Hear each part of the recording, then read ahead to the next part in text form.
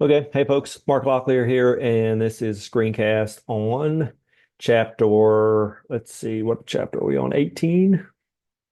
I'm sorry, chapter 19, and backup and restore, and how to back up, uh, how to back up and restore a database is the chapter name. I'm going to talk about just sort of backup and recovery in general in this chapter. Not going to talk a whole lot about the book. The book has a couple of things I'll touch on. But I'll let that content stand on its own. I mean, a lot of what you're looking at in the book is just sort of manual, one-time backup and restore, which sort of has its place in a lot of the work you do. I'm gonna talk about some automated strategies too, because that's um,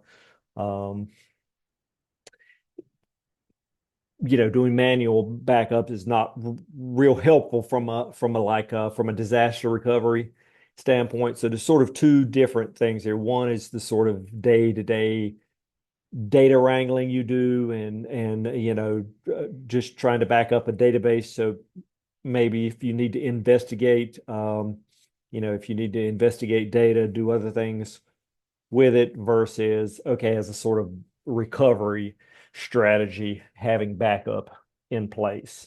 So I'll share my screen and we'll just look at a couple things in the book, and then we'll look at a few other things too.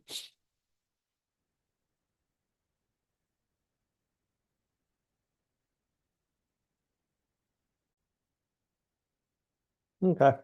Um, so most of the activity, in fact, all of it inside the book is centered around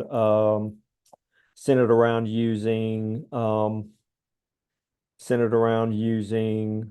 MySQL workbench. Again, pretty straightforward. We may look at some other tools a little later in the semester, but they all work about the same. So not really going to say a whole lot there. I will talk about real quick. Talks about exporting to CSV and JSON. There's a lot of data wrangling. I'm just using that term in a very general way. Data wrangling tasks you're doing. I mean, one example is, well, let me talk about outside of sort of disaster recovery. What's a reason you might want to export and then re-import a database? Well, one good example might be your development environment, right? Imagine a scenario, you've got a production environment in place, and you're testing locally. Let's say you've got the same code, you've got the same database locally, but you often, in fact, you do, as a general rule, you do want the same, you want your development environment to look the same as your production environment. That includes data too. So often it's a good idea to have do a dump or download of your production environment, then pull that down locally. When I say development environment, whether that's on your local machine or whether you've got a dev or a staging server set up. So often in a sort of full production environment, you've got a production server, which is the live server that clients and users actually use. And then you can have up to two or three other servers. You may have a what's called a staging environment set up. That environment's going to be very close to what the production environment is. And then you may have a development environment set up too. When I say development, I mean a development server. It's not your local environment like on your laptop or a workstation or something like that. It's an actual development server. And that's sort of your sandbox or your play environment, if you will. It's very close to the production environment. In fact, it may be exactly the same as your production environment, but it allows you to experiment, test, and do things like that. Again, truly in a production environment. But getting back to the database side of things, often you want to be able to export the database and then restore it in other in environments. And again, that's not necessarily a disaster recovery kind of thing. It's just purely there for testing and development purposes. And then also, yeah, just on this CSV and JSON um, topic, again, these days you're just doing all kinds of stuff, right? You may have a partner, contracting partner that you're working with that they need to ingest your data. And let's say maybe that they don't use MySQL. Maybe they use Postgres or NoSQL or Microsoft SQL. And hey, they say, hey, just give us a CSV dump. That's, that's a very general version of the data. Give us a dump, give us a CSV dump, and we can import that into our system. So again, you just you want maximum flexibility when it comes to things like this. So being able to being able to export data not just in MySQL format, but in things like JSON and CSV are often helpful. I did want to mention, so let's talk about sort of disaster. So the other side, so that's the development side of um, exporting data. Again, you're not thinking about like what if the server goes down or we lose the server or somebody loses data. That's purely you're either building new features out or those sorts of things. But let's talk about a disaster recovery. So that standpoint, that's the other side of exporting data. And I'll stop sharing for a second, just say a few words about that. I mean, I've been doing this long enough, in the late 90s, early 2000s, when I first started, my first job out of college was with UNC Chapel Hill, and I was a land administrator as well, what we called that position back then. You can sort of think of it as a desktop support person, but I remember doing backups of servers on tapes. We had, they were backup tapes. They were specifically built for backups. If you've seen old music cassette tapes, they were sort of similar to that. They were a little beefier than that, but a lot of the backups you did in the 80s and 90s were all on these sorts of tape drives. And you would have nightly jobs that would run. You would have hardware set up just for these tape drives, and these jobs would run. They would go in and back up data. And in fact, at UNC Chapel Hill, we had a huge tens of thousands, if not hundreds of thousands of dollars to maintain this space. It was a robotic machine that would actually, again, the backups would run and it would actually pull the tapes out and like stick them in this storage thing. And I remember that was a nightly job for somebody. I didn't do that job, but we had a backup guy that was their only job, and he would take those tapes and he would rotate them out, and you didn't keep those tapes in perpetuity. You would like every month or 3 months or something like that, you would sort of rotate the tapes out, and you maintain this huge cache of tapes that were backups for the systems that we had. So things have changed dramatically. Obviously, cloud computing has changed that a ton. Um, and I don't want to understate, don't I don't want you to take this out of context. I want to understate the importance of having backups in place. But I can't tell you the last time I've had a cloud computing environment that I just lost data from, right? Like where the cloud went down. Now, these days it's more likely that due to human error, somebody making a mistake and actually running a command to delete data, you're probably more likely to lose data that way than you are from a system going down. Just systems are robust enough these days that it's very rare. Again, I can't tell you the last time.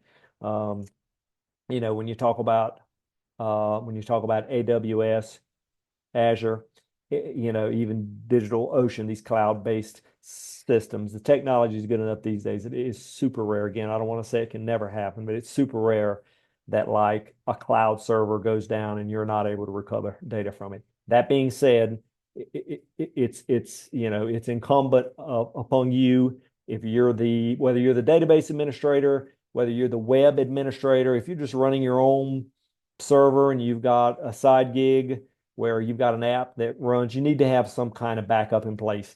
Nightly backup is generally what I go with. Obviously, it depends on the business you're running or you're responsible for. If you're a big enterprise business like, again, the Googles, the Facebooks, I mean, those guys, they have, at a level like that, they have what's called sharded servers in place. So it's almost impossible for them to lose data. Like literally they have multiple mirrors of servers going on at any one time, and like a server can die and go down in the system. You won't even notice that that's happened, and then they can bring another server back up, and then there's a syncing process that happens. So very sophisticated, very sophisticated servers and systems that are in place. So I'm not going to get into that. That's very high level stuff. What I'm talking about here more is, again, maybe you're the girl or guy at a local, a small business, let's say with 5 employees, and you're the IT person for that group. Again, you need to have a conversation with your boss and your stakeholders and say, hey, what could we really deal with? If it's a small-ish business, a nightly backup is probably okay. Now, do you have the possibility of losing data there? Yeah, if the server dies at 5 o'clock in the afternoon, if you've got last night's backup, then you've lost that day's worth of data. Now, how big a deal is that? Again, that's the conversation you have to have with your boss and your stakeholders and make that decision. And again, if it's a website and it's a blog post and it's blog posts you might lose, that's the worst thing that can happen. Probably okay, right? I mean, again, the other piece of this is you have to calculate what's the likelihood of that happening. And again, I've been doing this for, on the web development side, I've been doing it for about 15 years now. And I've never had a server go down like that where I've had to restore a backup. Often what I'll do, I will say too, the other thing is, and I think I mentioned this in another screencast, is often when you're updating a server, doing updates of either services, that's often a time that's likely for something to go south, something to go bad.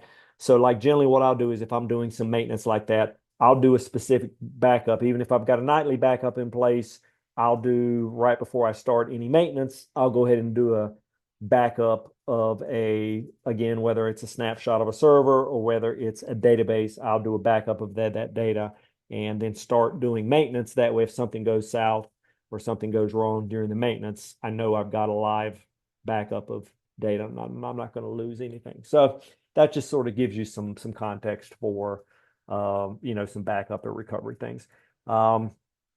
Let's look at a couple things. If we look at Azure, I haven't used their snapshot or backup feature, but if you go to your server and over on the left side, you notice you've got a backup and disaster recovery section. This is a strategy I've employed for cloud servers. It's super easy to do, and it's what their snapshots is what they're called. They've got a little learn more link. I'm not going to go too far in the weeds here. It would be outside the scope of this class to get too far in the weeds on this, but nightly snapshots is often what I've done in the past 10 years or so.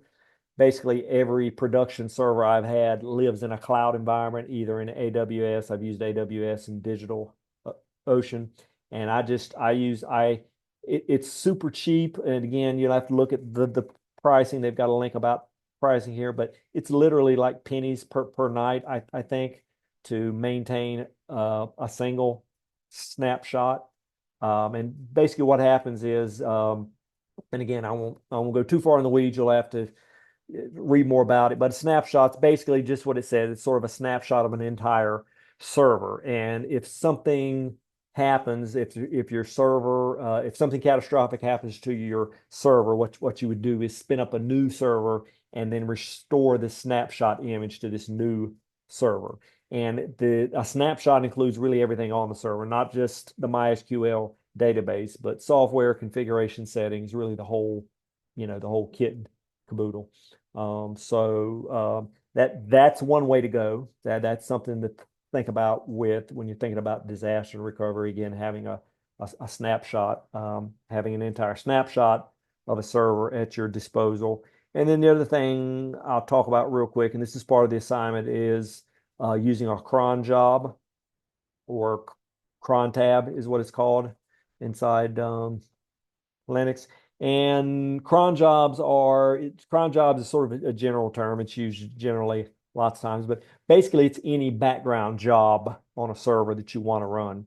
And so think about any command that you run from the command line Any job that you run from the command line, you can um, you can run inside a cron job. So for instance, MySQL backup is there. So I'm going to do MySQL backup is, I think it's installed by default when you install the MySQL client, or I'm sorry, MySQL dump. So if you type MySQL dump at the command line, you'll see the sort of usage and options there. And essentially the same thing that the book walks you through inside MySQL Workbench. MySQL dump will do the same thing locally here. Let me pause for 1 second and I'll grab some code and a command that we can look at here. Okay, so I can run, here's an example. So I'm going to run MySQL dump. Notice I'm passing the -u and -p options, and this is the same. This will look familiar when you log into MySQL. You use this, MySQL -u, the username, then -p is going to prompt you for the password. Same thing here. And then notice that I can, uh, this argument is the database that I want to back up. In this case, I'm going to back up the example database. And then you use this little right hand character to tell the command where you want to save the file at. And then you can actually save the file name. And then this is kind of a neat option you've got. You can actually give it a dynamic name. In this case, I'm going to use the current date. So I'm doing this %y for the year, %m for the month, %d for the day, and then we're going to tack SQL on to the end. So I can enter this command. I'm going to enter my password here. Let's see if I got that right. Yeah. And now notice that it created, this SQL file for me here. And then, for instance, if I look at this, um, I've got a standard now. This I just did the example database, so there's not much. Notice there's not much information there. But this is a full export, so it's going to have the creation. It's going to give you the ability. It's going to give you the commands to actually recreate the database itself, along with all the technical or along with all the table attributes that you need, table attributes, setting, data types, and then it also exports the actual data too. So you've got everything you need here to actually restore restore the database if it went bad. Now, this is not the server stuff. In this case, I talked about a snapshot inside Azure. This is not snapshot gives you the server along with all the data. This doesn't give you any of the server pieces. Again, in a catastrophic event where the server went down, you'd have to fully rebuild the server. You'd have to reinstall MySQL, whatever application stuff that was there. You'd have to recreate all of those things. But you would have the database itself. And so, just to give an example, for instance, I maintain our churches. The church I go to, its website, it's WordPress, and I don't update WordPress as often as I should. It's often six months or more. So generally what I'll do is when I go in to actually update the server itself, I'll do the systems update on the Ubuntu. It's an Ubuntu server that I've got running with WordPress installed. Before I do any updates, I'll generally just do a MySQL dump like this, just so I've got a copy of the database there. Now I'm copying it down to the local server. The bad news there is, that's really just a precaution if WordPress were to die or something were to go bad there. If the server actually goes bad and I've copied the SQL files to the local server, if the server goes bad and I lose access to it, then I'm out of luck, right? Because I'm not going to be able to get back to that file.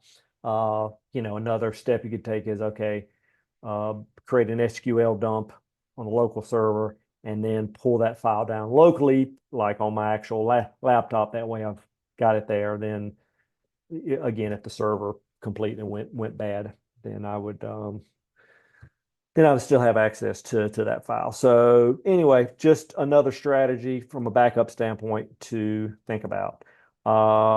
And then the other thing is, so yeah, I mentioned cron tabs. So to create a cron job, again, this was the command here, right?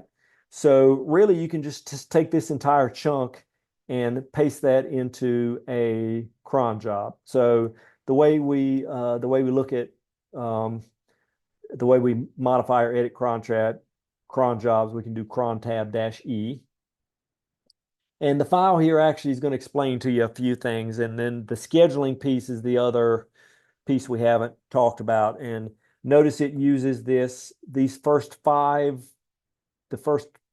characters, or actually it would be 10 if you include the spaces in between, um, configure the date, time, or the date and time. I'll just say that the date and time for when a particular cron job runs. In this case, we're going to do 00. We're going to do 00 and then asterisk. The asterisks say to sort of take the default for those, um, and then so the first two. So long story short here, we're going to set up, I'm going to create a cron job to run every night at 12 a.m. So let me pause for 1 second and grab that code. All righty. So all we need to do here is edit this file. The first time you run this, I think it's going to prompt you to whether you want to use NanoVim or any other editor, server side editor that you may have installed. I use Vim. So, all right. So I'm going to paste this code in. Okay. So this is the same code I did previously. Now notice the one difference is I've got the actual password in here. Now I don't have a username with a password. I'm just using these as dummy passwords, but you get the idea. You're gonna replace these with your user, um, whoever or whatever that might be. Um, Always sort of gives you pause anytime you're exposing a password plain text. Um, I will say it's okay in that, listen, this is server side, so really only administrators should be the only one who actually have access to your server. I mean, the other thing you could do is create a specific user that just has the ability to back up data. So in a production environment, maybe especially on a shared server, like I've done this before and I have zero issues with it if I know it's a server that I'm the only one that has access to, stuff like that. Obviously, in a larger environment, you'd probably create a specific user just for this that only has the ability to back up, maybe doesn't have the ability to edit or the ability to read data. I think that would probably work. You need to do research on that, but create a user that only has the ability to read data. So that user could back it up. You wouldn't feel as bad about putting a plain text password out there.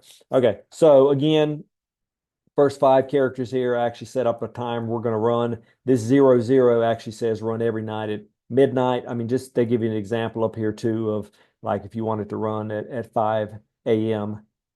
once a week, it would actually be 05 that says run at 5 a.m. And then the one here at the end says run once a week. Again, it's a little you can do more research to understand, and there's tools out there that will easily tell you what the exact configuration settings should be for a given time and frequency. So I'll let you look at that. But again, first five characters set up how often we want it to run. In this case, it's going to run nightly, and then again, you're giving it the MySQL dump command, you're giving it the user, the password, and then in this case, the DB name. Uh, so yeah, in this case, you'd want to put the specific database name. So specifically, which database do you want to back up?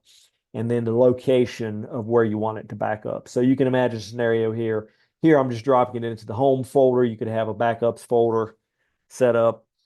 Another thing to note here is it's not going to overwrite the file each time. If you wanted to just, and that's the way I've done it in the past, is hey, I just want to get a nightly backup. I'm not worried about being able to go back 5, 6, or 10 days.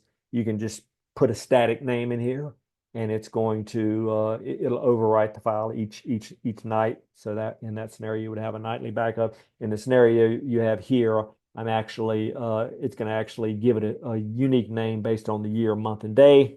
So I mean, the only obvious, maybe not so obvious caveat there is you need to manage those files. That those you know, it's going to continue to add a new file each night. So from a space standpoint, depending on how big your database is, that might be a concern. And the only thing you need to do to activate this is just save it, right? Quit, and it's going to update cron tab. Sometimes you have to restart the cron service for it to work.